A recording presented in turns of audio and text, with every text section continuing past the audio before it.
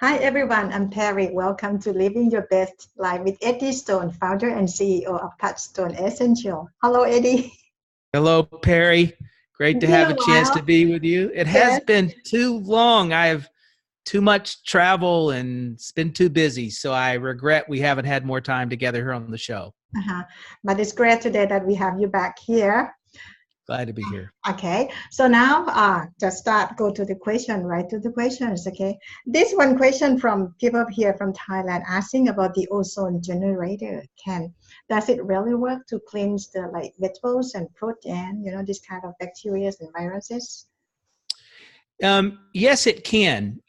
So ozone has been used. It's a gas, and it's a gas that has certain toxic qualities. Now, when I say that, that's not meant to scare anybody away from it. But in a confined space, it can be used. For example, if you had a container and you had a good proper machine, and it was pumping into the container ozone, and inside the container were say fruits or vegetables, and there was a short period of exposure, if everything's working properly, it should help to kill the external bacterias and things or damaging microorganisms that you might find on those fruits or vegetables. Now, for me, I would also wash them. So I would not only use ozone, but I do know that ozone can be used in that capacity. I know in barber shops, right? Salons, they often will use ozone types of machines to clean brushes or other materials so that they're not running a brush through two different persons' hairs without, proper cleansing. And then there's people that use ozone therapy to clean the blood ostensibly. Now, the clinical research, right? Sort of the crossover blind research on things like that, I think, is very limited. And so you're really relying on the data from, say, the physician that you're working with. And you'll want to make sure you do your homework, because I'm not advocating it, and I'm not saying it's a bad idea. I'm just saying it's technology that people are using. They believe it can help clean the blood and improve immune function. So there's no question ozone has properties that can be, if harnessed well, can be properly used. You also see people that use UV light devices that work in a very similar fashion. The UV lights can help to purify the air or physical objects. So, for example, I've gone into restaurants here in the U.S., gone to the restroom, and in by the sink area where you would wash your hands, I've also seen UV light machines where afterwards you can push your hand through it, and that light is supposed to kill off bacterias and microorganisms that spread germs. And so it's germ management. Maybe that's one way to think about it. And so whether we're talking about ozone therapy or ozone machines or UV lights, I think there's a lot of promising technology out there. And I don't know that all the research, we have enough research yet to make some claims about it, but I think it's very promising and can be beneficial. Okay. And the next question from Marilyn Kalimens. She would like you to talk about CBD oil for pets, okay? Because she said, I have used it for pain for my dog, and a friend uses it for anxiety for her dog. CBD has so many great benefits. She would like to know more from you, Eddie. Sure. Well, that's pretty exciting, right? Because you can give a human being a supplement, and they can be susceptible to the power of suggestion, right? If they think something's good for them, then maybe their mind will help it be good for them, or maybe help them with the results. But if you give it to your pet, your pet's not susceptible to the suggestions of the mind, right? And so if something works on a pet, I think that's pretty exciting.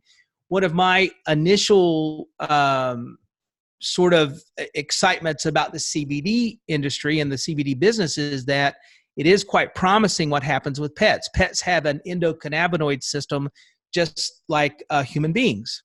And so in the same way that CBD, cannabidiol, which is what CBD stands for, it's one of the cannabinoids that's found in the cannabis plant, in the same way that it can help with the balance and the regulation of the endocannabinoid system in a human, the exact same thing for pets. And so whether you're talking about trying to help them manage their stress and anxiety, promote heart health because it helps to manage inflammation in a pet. Pets are susceptible to inflammatory disease issues just like humans. And of course, we know because we see pets as they get older can be stiff and have difficulty moving the way they used to when they were younger. And so they have joint pain, stiffness, arthritis in the same way humans do. And so we actually produce a CBD product just for pets because we think there's sort of two things to keep in mind when you're looking for a product. One, make sure it's clean and pure. Pets are small, their organs are small, whether you're talking about their kidneys, their liver, whatever happens to be. And so if there's extraneous heavy metals or other things that were used in the extraction process, other chemicals, and those things are in the product, then the pet is going to have a real impact from those polluted materials. And so, we are concentrating on making sure things are organically sourced, CO2 extractions, which make for a clean extract, and then no flavor and no THC. There is some research that suggests that pets, in some cases, can become toxic when exposed to THC because their livers don't process it as efficiently as human beings. Now, I've had people say to me, "Hey, my dog or my cat uses my human version of CBD oil with THC, no problem." And I'm not doubting what they're saying, but what we don't know is what's the long-term impact of that. So I take a very sort of cautious and conservative view when we deal with pets. And so the early research suggests make sure it's THC free. And so we have a pet product, no flavor, organic and THC free because of those factors, but it's really quite promising. And so if someone out there has a dog like we do, our little dog Boomer, he's about a 30-pound dog. And this guy really gets disturbed by storms, even when gets sort of cloudy outside, right? And it looks like it's going to rain. And gosh, if there's any kind of lightning or thunder, he just wants to go to a closet and hide. And so we've tried all kinds of things to help him. And really the CBD oil is one of the few things that, we give him a little tincture full, a little pipette full of CBD oil, and it really helps to calm him down. And we can feel his chest, his little heart's racing, and it really will slow down. So I don't know that works 100% all the time, but if you've got a pet that deals with anxiety, I would encourage folks to give it a try. There's almost nothing to lose to do that. And then one of the best stories I had this past year was I was traveling in California and met a woman that said, the only reason I'm here is because our old dog just could not leave our upstairs bedroom because of the steps. Said just too painful to come down the steps. So we'd have to carry him and put him over on one of those little diaper type pads, and just kind of like, just sort of a quiet walk to death. And she said, now look at it, the little dog bounded down the steps, and it was just fantastic. So anything we can do for pets, right? And kids particularly. And so I think CBD is wonderful. And if you haven't tried it, people should try it for any type of pets that are struggling with, say, arthritis, stiff joints, and stress. And we can find CBD oil for pets from Touchstone Essential Oil. Yeah, we actually have a pet designated product. Now, it's the same quality and the same cleanliness and everything that we use for our human products. And so I did have someone say, well, can I use my pets too? And of course you can. There's no difference in the qualities and the ways that we make it. But the pet specifically is a lower dose. Mm-hmm. It has no flavor because pets would tend to not like mint, although some dogs do, I know. And then it would also have no THC. Okay, thank you. And today, what are we going to learn from you, Eddie? Well, we're going to talk about a subject that, it's been in the news around where I live quite a bit lately, and that's the role of toxins and weight control.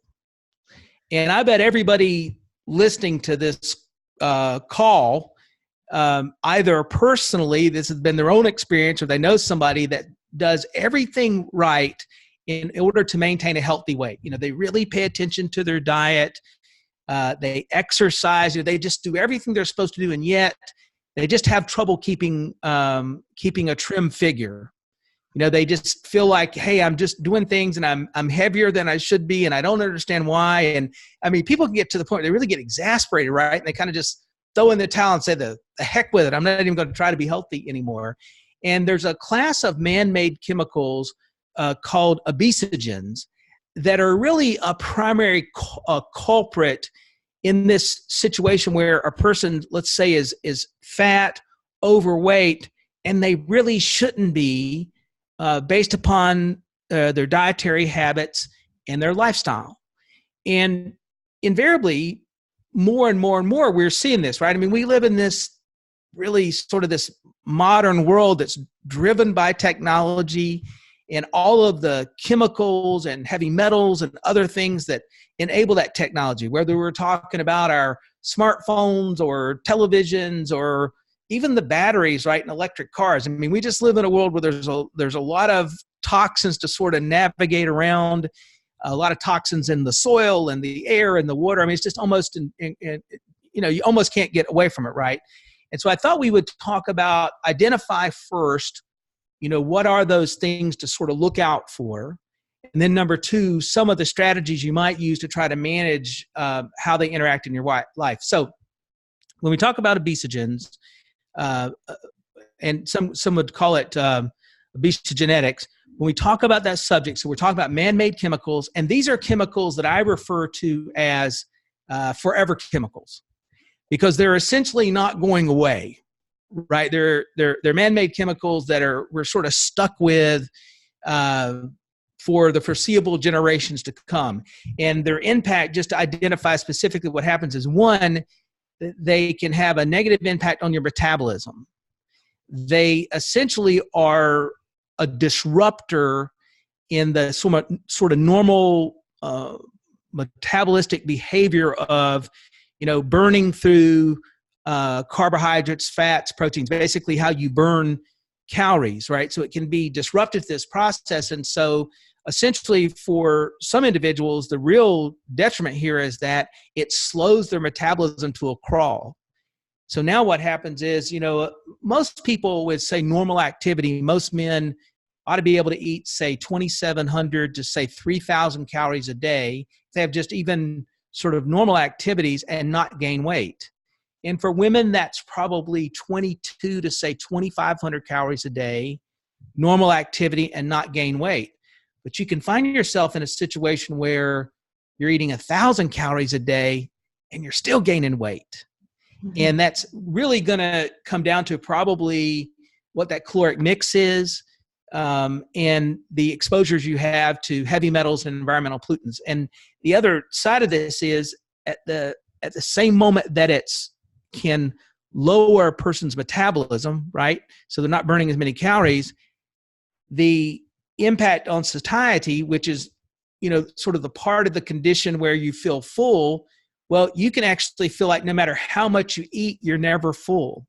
Mm-hmm. So you can imagine sort of the challenge, right? My metabolism has been slowed down from these chemicals, and yet the satiety, the system in my body that makes me feel full, isn't working properly. And so I just eat and eat and eat. And you can get in a really vicious cycle where what you're eating is just sort of this ultra processed food, which then doesn't have fiber and doesn't have the other material to help you manage some of the environmental pollutants you're exposed to. And so you can just see how a person could wind up with a terrible situation where they're morbidly obese, their risk of cardiovascular disease, cancer, diabetes, all of these things are really inflamed. And so in the US, a term that's used quite frequently is called metabolic disorder. And that's really, there's several indicators of that, but one is that metabolism is slow and a person's unusually hungry all the time. And so it's difficult and almost impossible to lose weight when people are managing this. So let me give you some areas to be concerned about, to pay attention to. One is BPAs. And so those are those compounds that we find in plastics. And I imagine most people listening to us, we have I've seen some of the comments and received emails. I believe we have a pretty educated audience here. And so they're probably aware of the risk associated with BPAs in plastics. One of the challenges is, though, it's sort of just everywhere. And so you really have to go out of your way to try to manage it. So for example, when you're talking about water bottles, you're talking about food, particularly fast food packaging, the lining of the lining of metal cans, even things like the chemicals associated with cash register receipts, right? And unless you need the receipt to verify in your checkbook or your checking account a transaction, don't take the receipt. In general, receipts, because of the way they're printed in the machines, they can be quite toxic, and they do contain plastics. They use those plastics to help them be resistant to moisture. And so that's another area to be concerned about. And then, of course, probably the biggest thing most people are exposed to BPAs on are food containers that they keep in their home. And so it's not uncommon, right? Someone will make a meal, there's leftovers, and they'll put those leftovers in a plastic container, put them in the fridge, and then when they go to eat them, they'll take them out of the fridge and in that very same container, put them in the microwave. And so now by heating up that plastic container that the food's held in, they actually make it a conduit to draw that BPA, those plastic particulates, out into the food. This is one of the places where exposure is the greatest. Now, you can buy plastics that say they are BPA free, but really the answer here is a couple-fold. One, use glass when at all possible, or stainless steel. A lot of people now, we see water bottles that are available made with stainless steel linings that are really quite affordable. And then there's also water bottles with glass linings. They may have some rubbery substance on the outside to keep it from breaking, but they'll have glass on the inside. So anytime your food, your beverages, if you can have them contained in glass, even the storage units you have in your house for leftovers, glass. As much as possible, you want to be working with glass or stainless steel. And it's a big deal. Even being careful that when you put leftovers away, that you don't put a plastic wrap on top of them that actually touches your food, right? Even a simple practice is making sure that whatever covers the dish doesn't actually go down and touch the food. All of these things are to your advantage. And even if you are going to store it in the plastic, then spoon it out of the plastic into your cookware to heat it up instead of heating it up in that container in the microwave. So that's just, I think most listening to us are aware about BPAs, but they're just so pervasive, right? Water bottles. If you're buying a cheap plastic water bottle on the go out of a drink machine or something like that, don't reuse it.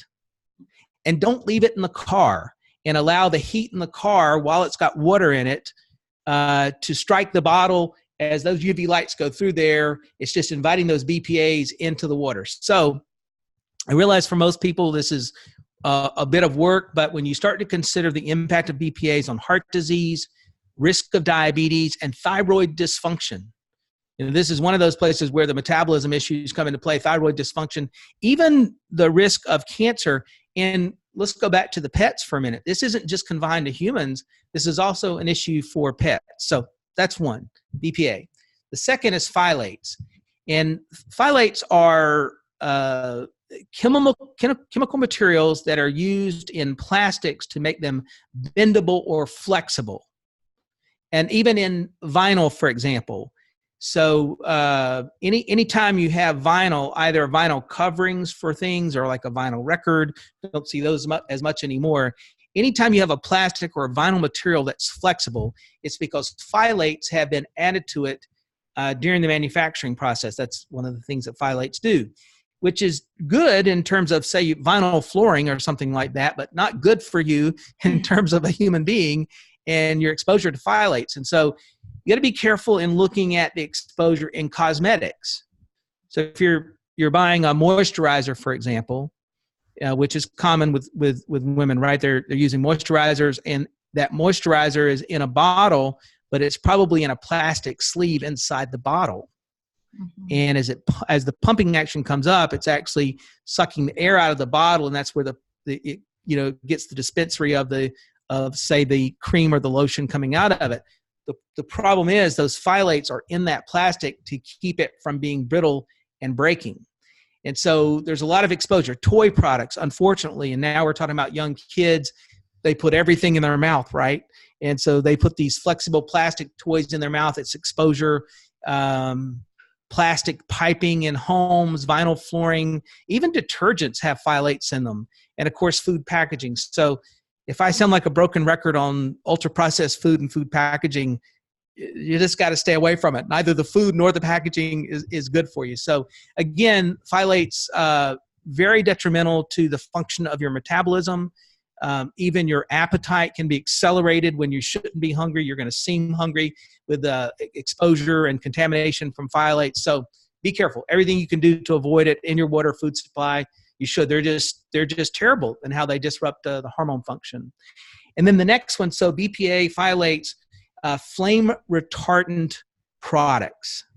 So obviously, flame retardant material can be good from an industrial safety standpoint, and no one would argue that fact. If you go on an airplane today, almost everything that you would touch in an airplane, from the fabric in the seat to the overhead bin and container, almost all of that material has been manufactured with flame retardant substances in them. And that's because when in the 50s, 60s, and 70s, as they were learning about plane crashes, one of the problems they had was that planes would burn up quite quickly, right? So, that's an issue, and we sort of understand that from a safety standpoint. The problem is these flame retardant materials break down. If you're a person that flies regularly, every time somebody sits in the seat and the air comes out of the cushion from the pressure of the person's body, that atomizes into the air, and it's in our lungs, on our skin, in our arms, and it penetrates the skin.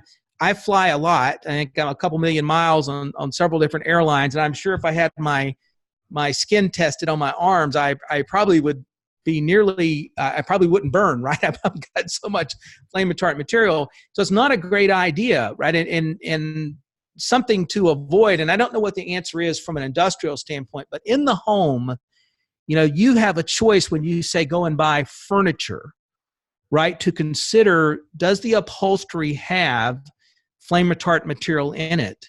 And if you can, and you should be able to find upholstery that does not have flame retardant material in it, right? You don't want that. You don't, I guess there would be some controversy about a child's crib or something like that, but if there's nobody smoking in a household, there's probably no reason to sort of have to worry about those kinds of fire hazards or issues. And so anytime you can avoid flame retardant material, a person should, even mattresses, carpet. And if you are in a home where you feel like, okay, I need to have the safety of flame retardant material, invest in a high quality air cleaning filtration system.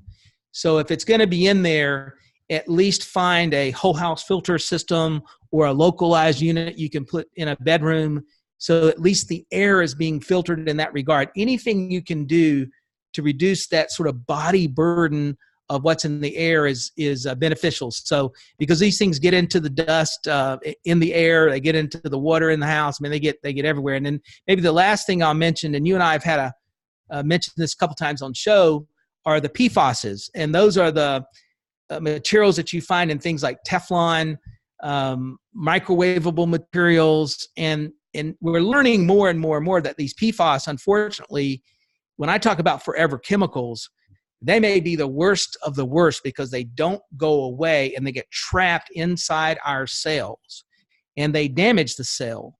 And so excessive exposure over time increases the risk of developing cancer, from leukemia to skin cancer, tumor-based, just across the board. We know that it increases the risk of diabetes because it helps to contribute to insulin resistance. And of course, if you're insulin resistant, you're probably going to have difficulty controlling your weight. And we know that it contributes to heart disease. So we're talking about BPAs, phthalates, flame retardant materials, and then PFASs. Those are sort of those four primaries that fit into that category of obesogens that are part of this metabolism problem we have, where people are gaining weight and they shouldn't. And so it's a pretty serious set of issues. And so my advice would be, one, do everything you can to clean up your environment, right? Anything you can do, every little bit helps. If you've been drinking out of a plastic water bottle every day, at least try glass, right? Let's start, find one place to start and make that effort. And so once you look at the environment, that's one thing. Two, look at the foods that you're eating. And are you eating fruits and vegetables in enough quantities that you're getting an adequate amount of fiber, which can encourage the body's natural abilities to detox? Are you drinking enough water, right? You don't want to have a diet that's just based upon, say, sodas or sugary drinks of any kind. So you want water and things like that. Mineral waters also encourage the body. And then finally, I'm a huge believer, everybody on the show knows this, in the role of zeolites. And of course, I think we have the best zeolites, but if you're not using our zeolite, go find some zeolite, because zeolites are a natural mineral that can encourage the body and aid the body in detox from all of these things. None of it's foolproof, right? You still got to try to eat healthy and exercise and pay attention to your environment and all these kinds of things. But these forever chemicals, the obesogens, can often be an explanation why a person with healthy habits just isn't able to control their weight. All this, Eddie, I feel like, where do I live? What should I eat? So difficult to live. No? Well, it is, right? Here's what I think about, right? Because I have the same dilemma. I'm bombarded every day with this information, right? So I do your show and I do some others, and then people are they're nice, right? And they'll send me this article and that article, and it's like, oh my gosh, it's everywhere. You turn, right? If you catch a fish in the middle of the ocean, when we pull the fish out, he's probably got mercury poisoning, in the fish, right? So we wonder what to do. I think what you do is do your best to manage your circumstances and try to make the improvements that you can. Almost everybody can find a way to get some fruit and vegetable fiber in their diet, right? Just a few choices, little less ultra-processed food, a little more regular food. Try to drink out of glass, not out of plastic. Just do the best that you can and feel good about those efforts. All of it is about reducing your risk. And even if you reduce your risk 10% or 5% or 20%, it's reducing the risk. And so your chances of a healthier life, a longer life are greater if you manage these things. And I think green vegetables are very good, right? You should add more into your life. Yeah. All you can get, right? All the fruits and vegetables you can get. Okay, thank you very much, Eddie, for coming here for us. Okay, so we see you again next time. So today, have a great. Yes, ma'am. Thank you for your time this evening. Okay, bye-bye. Bye-bye.